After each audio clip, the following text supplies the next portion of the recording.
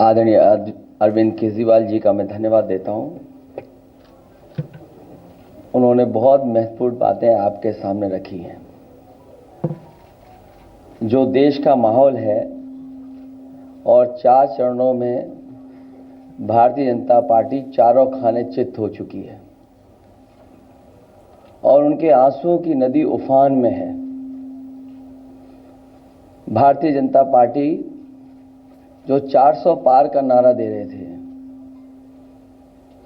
अब समझ में आया है 4 चरणों के बाद। वो बात तो ठीक है कि आरक्षण पे सबसे पहले हमला करेंगे, लेकिन 400 पार नारा इसीलिए दे रहे हैं कि 543 में 400 के बाद वो सीटें देख रहे हैं, तो वो केवल 143 बन रही हैं। तो वो स्वयं स्वीकार कर रहे हैं कि 143 से ज्यादा वो सीटें जीतने वाले नहीं हैं, क्योंकि 400 पार सीटें 143 ही बनती हैं और 140 करोड़ की जनता इस बार इन्हें 140 सीटों के लिए भी तरसा देगी। ये यूपी, दिल्ली और पंजाब ये 99 सीट के खेल में ही उलझ जाएंगे। यहां कुछ इन्हें हासिल होने वाला नहीं है।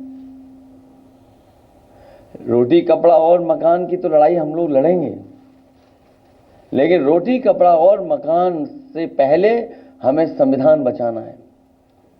संविधान बचेगा तो लोकतंत्र बचेगा और बाबा साहब भीमराव अम्बेडकर जी का दिया हुआ संविधान ये हमें अधिकार, हमें न्याय दिलाता है। भारतीय जनता पार्टी की इस साजिश को आम लोग समझ गए हैं और इस बार सबसे बड़ी हार भारतीय जनता पार्टी की होने वाली है।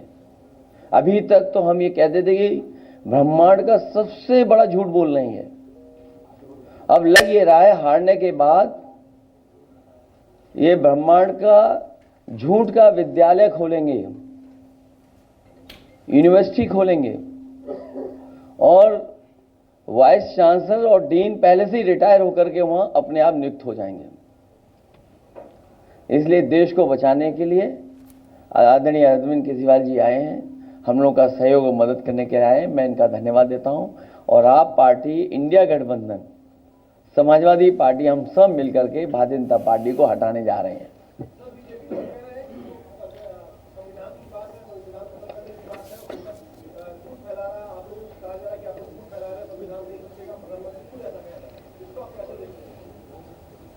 उनकी कौन सी बात सच निकलेगी? अभी आपसे कहा कि 75 साल वाला जो वो है रूल नियम, उसको तो फॉलो किया जाएगा ना, इसी से पता लग जाएगा। और जो और एक मिनट अगर आप इनका इतिहास उठा के देखें पिछले 75 साल का, जनसंघ का, आरएसएस का, थ्रू आउट ये लोग रिजर्वेशन के खिलाफ रहे हैं। तो अब 400 सीटें लाके ये संविधान बदल के उस रिजर्वेशन को खत्म करना चाहते हैं। अरविंद जी, स्वाति मालीवाल के मामले में अभी तक आप कुछ बोले नहीं है। आपकी ओर से आपके साथ में स्वाति मालीवाल के मामले में अभी तक, अरे उससे ज्यादा आज आपके साथ में वो है, आज आपके साथ में भी आए हैं। भाजपा ही किसी के सगे नहीं है। क्या बोलेंगे स्वाति मालीवाल के बारे में? क्या तो चलिए देख सकते हैं आप किस तरह से आज एक बार फिर से अरविंद केजरीवाल जब जेल से बाहर आए थे, 75 साल के जो रिटायरमेंट प्लान था, संविधान बचाने की जो लड़ाई थी, योगी आदित्यनाथ हटाने को लेकर जो तमाम बातें अरविंद केजरीवाल ने कही थी, आज वहीं उन्हीं बातों को लेकर बीजेपी पर हमलावर नजर आए। तो वहीं अखिलेश यादव ने एक बार फिर कहा कि 140 करोड़ देश की जनता 140 सीटों के लिए भी यहां बीजेपी को तरसा देगी।